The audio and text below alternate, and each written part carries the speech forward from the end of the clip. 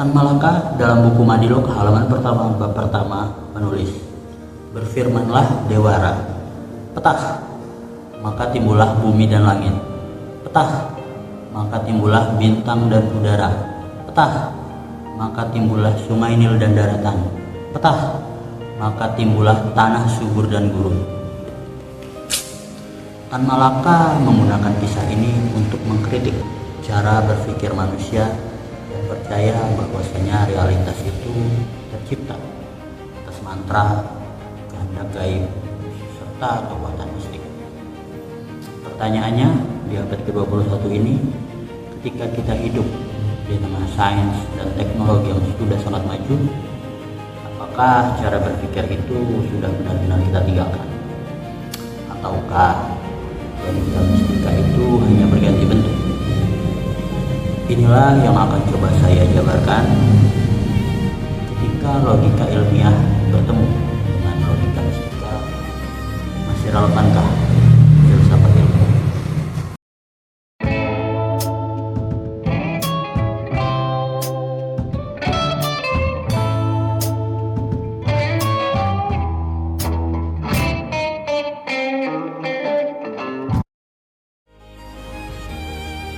Halo, saya Fahmi Purnomo, mahasiswa hukum Universitas Siber Muhammadiyah Yogyakarta. Video ini merupakan hasil pemikiran dan pandangan pribadi saya sebagai mahasiswa. Seluruh isi yang saya sampaikan bertujuan untuk edukasi dan diskusi akademik. Saya sangat terbuka terhadap kritik, masukan, maupun koreksi sebagai bahan pembelajaran dan perbaikan saya di masa depan. Logika ilmiah adalah cara berpikir yang menuntut bukti, metode, serta penalaran rasional. Sesuatu itu akan dianggap benar bukan karena ia dipercaya oleh banyak orang, tetapi karena ia dapat diuji, diverifikasi, dan dikritisi. Ilmu pengetahuan bekerja dengan prinsip sebab akibat. Jika sebuah klaim itu tidak bisa diuji, maka ia belum bisa atau tidak bisa disebut sebagai pengetahuan ilmiah. Disinilah peran filsafat ilmu. Filsafat ilmu itu tidak menciptakan teori sains, tetapi mengkaji dasar-dasar pengetahuan. Bagaimana ilmu memperoleh kebenarannya, apa saja batasannya, dan juga apa konsekuensi sosial dari ilmu pengetahuan tersebut. Namun, logika ilmiah itu memiliki satu tuntutan yang sangat berat. Dia memaksa manusia untuk berpikir kritis. Dan sayangnya, tidak semua manusia siap dengan tuntutan ini. Berbeda dengan logika ilmiah, logika mistika tidak bekerja dengan pembuktian empiris. Dia bekerja melalui simbol, tradisi, keyakinan, dan juga pengalaman subjektif dari seseorang. Dalam masyarakat Indonesia, logika mistika hadir dalam berbagai bentuk. Hari baik dan hari buruk, kepercayaan pada pertanda, ritual sebelum keputusan penting, hingga keyakinan bahwa nasib itu ditentukan oleh kekuatan di luar nalar manusia. Masalahnya bukan pada kepercayaan itu. Masalah itu muncul ketika logika mistika menggantikan fungsi dari otak kita untuk berpikir rasional, terutama untuk urusan publik seperti pendidikan, kesehatan, politik, kebijakan negara.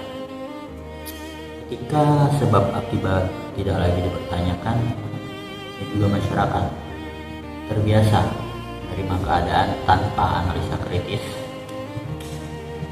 saya rasa negara kita berada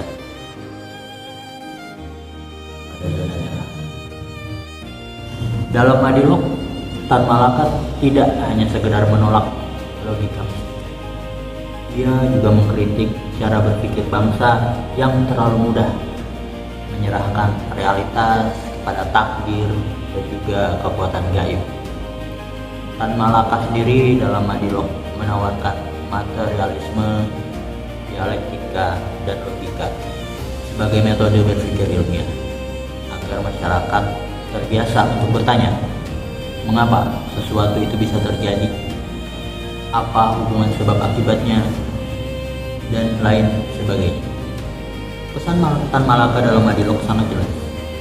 Selama masyarakat tidak dilatih untuk berpikir secara kritis, kemerdekaan hanya akan menjadi slogan, bukan kesadaran intelektual.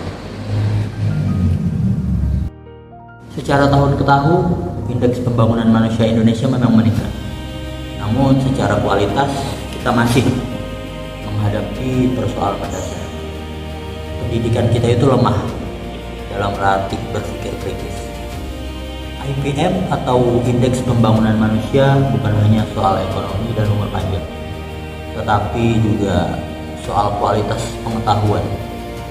Dan kualitas pengetahuan sangat ditentukan oleh cara berpikir masyarakat.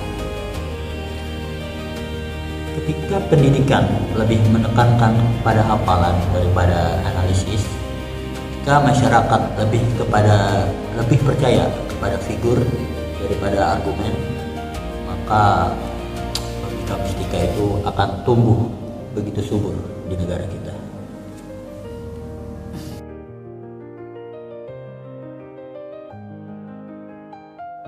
Di era digital, media sosial menjadi sumber utama informasi kita. Namun algoritma sayangnya tidak mempromosikan kebenaran, tetapi lebih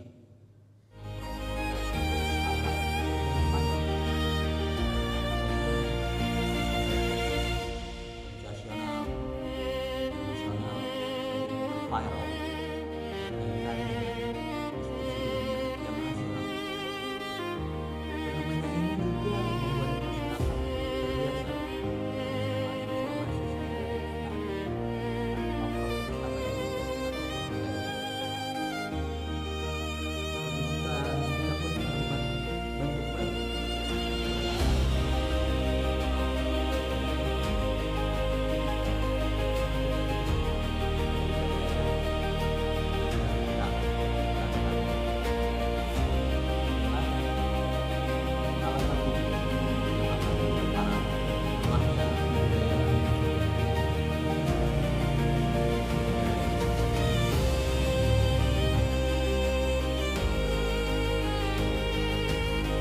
rendahnya kemampuan berpikir kritis masyarakat Indonesia.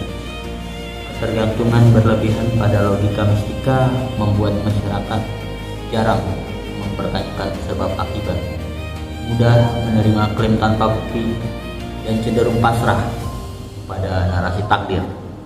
Akibatnya, hoax jadi mudah dipercaya, konten dangkal mudah dikonsumsi, serta diskursus rasional menjadi minoritas di negara ini.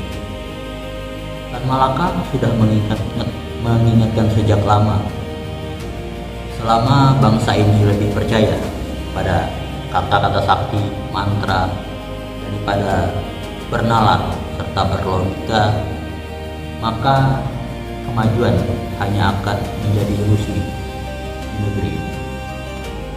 Disinilah filsafat ilmu menjadi sangat relevan, bukan untuk menghapus tradisi ataupun keyakinan, melainkan untuk melatih keberanian masyarakat untuk berpikir kritis, menyadari batas kemampuan, dan membebaskan manusia dari keterdukan intelektual. Karena bangsa yang maju bukan hanya bangsa yang memiliki teknologi, tetapi bangsa yang berani bertanya, mengapa dan bagaimana kita tahu kalau hal tersebut adalah benar.